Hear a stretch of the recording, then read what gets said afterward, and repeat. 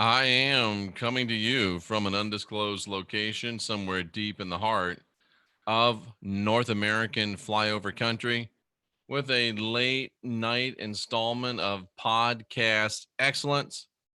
I'm Jeffrey Daugherty, the Christian Whistleblower. Welcome aboard the Christian Whistleblower program tonight, ladies and gentlemen. Seriously, it's not a joke. The U.S. military wants to use sea creatures as underwater spies to monitor enemy activity. It sounds silly, but I guarantee you, I'm telling you that it's not a parody, it's not a joke, it's not April Fools. The US military really is. Wow, let's go ahead and show this to you so you can know that I'm being straight up with you. The Independent is reporting that, as I said, the U.S. military wants to use sea creatures as underwater spies to monitor enemy activity.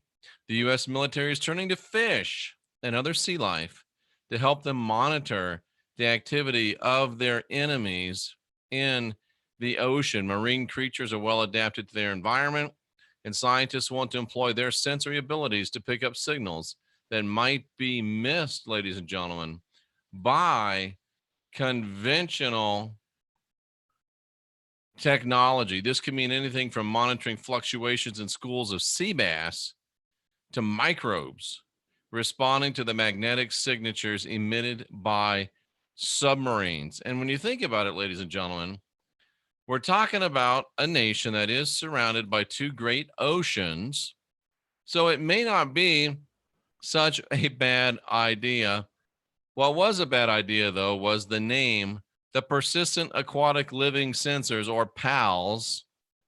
Really? Will make use of this information to transform these sea creatures into self sustaining populations of underwater spies. The U.S. Navy's current approach to detecting and monitoring underwater vehicles is hardware centric and resource intensive. Well, once you can employ Flipper and his friends, and if you don't remember Flipper, you need to Google Flipper. He was faster than lightning. But the capability is used at the tactical level to protect high value assets like aircraft carriers, and less at the broader strategic level if we can tap into the innate sensing capabilities of living organisms that are ubiquitous in the oceans. We can extend our ability to track adversary activity and to do so discreetly on a persistent basis with enough precision to characterize the size and type of adversary vehicles. Pretty interesting. Pretty interesting. A total of $45 million has been distributed to 5 research teams to study fish spies. $45 million. Each one's working on a particular organism and developing the technologies to monitor them and send information back to the scientists. Now, the one thing that caught my eye and resulted in our background picture today is one team is analyzing the boom made by territorial fish like Goliath groupers, which they think could provide information about approaching drones or submarines. It's basically natural sonar. Another one you could do, they say, is examine the noises made by snapping shrimp. 200 decibel pops that could work as natural forms of sonar. It has the potential, ladies and gentlemen, to detect even the quietest vehicles that might be there. Project leader Dr. Allison LaFerrari of Raytheon BBN Technologies told Scientific American. Ladies and gentlemen, if it comes from Scientific American, it has to be scientific and American. Findings from these studies are expected to be published across the next few years and should contribute to basic research into animal behavior as well as its military uses. So, who's our biggest enemies? The Chinese, weaponized koi.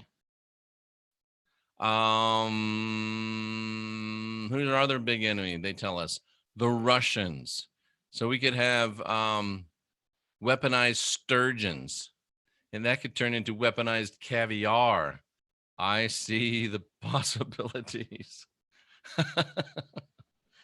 I see the potentials. Ladies and gentlemen, it won't be long before we have pals everywhere capable of acting as our environmental sensors.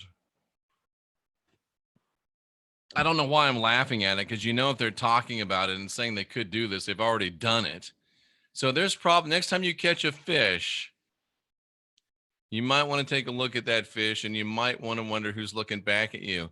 And next time you're out in your boat and you start to do some sort of activity that you wouldn't want broadcast back to a room full of monitors, you might look around and see if there's any curious fish lurking about, any curious birds looking about, and you just might want to think about what you're doing, because there's another initiative, ladies and gentlemen. I swear I'm not making this up. This one, this one has been dubbed. Well, let me tell you what they're doing. They want to use insects loaded with synthetic viruses to spread genetic changes to plants growing in fields. That's really not that funny, but the initiative has been dubbed Insect Allies. And it faces controversy. Scientists raised concerns that instead of being used in agriculture, it could lead to the development of a new class of biological weapons. Oh, come on. It's the U.S. military. Would they really use biological weapons? So, ladies and gentlemen, there you have it. We have insect allies, so think twice before you swat that mosquito. You could be damaging a multi-million-dollar spy technology. And next time you're in the ocean, remember, you're surrounded by persistent, aquatic, living sensors, or your pals in the ocean, your pals in the sky. There's pals everywhere, and they're watching you and I. So with that, ladies and gentlemen, that's going to conclude our day of podcast excellence. I think it's about time, don't you? Getting a little silly, getting a little punchy, but listen, folks, there's no way that you're going to be able to guide your own spirit if you're not having a little bit of fun. There's no way you're going to be able to master your own ascension if you're not having a little bit of fun. There's no way you're going to be able to be your own guru if you're not having a little fun. So we have a little fun. Sometimes we laugh to keep from crying. And this might be one of those times, because this is just super weird. And it's probably already out there. And like Tracy says, they love us. You are what you eat. Oh, are we eating our pals? That's something. Because if you're eating pals, let's imagine, ladies and gentlemen, what could happen. If this grouper right here behind me over my left shoulder was equipped with a PAL sensor, and I was scuba diving and I shot him and I ate him and I consumed a PAL sensor, ladies and gentlemen, you know what that would mean? That would mean that somewhere in the vast military industrial complex, somebody would have a chance to look all the way through Uranus. Ladies and gentlemen, Jeffrey Daugherty, the Christian whistleblower. One show too many today. But hey, you're still the last generation of real humans. We're still the next generation of new gods. And some people are saying, oh boy. And we're still here to ask questions. We're still here to question answers. And I guess if I shot the fish and I ate it, you'd have to shoot the fish and you'd have to eat it for them to be able to see through Uranus. But you know what I'm talking about.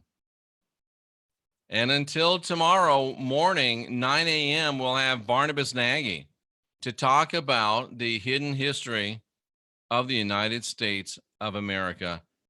That's going to be fun. So until then, get some sleep. I promise you I will.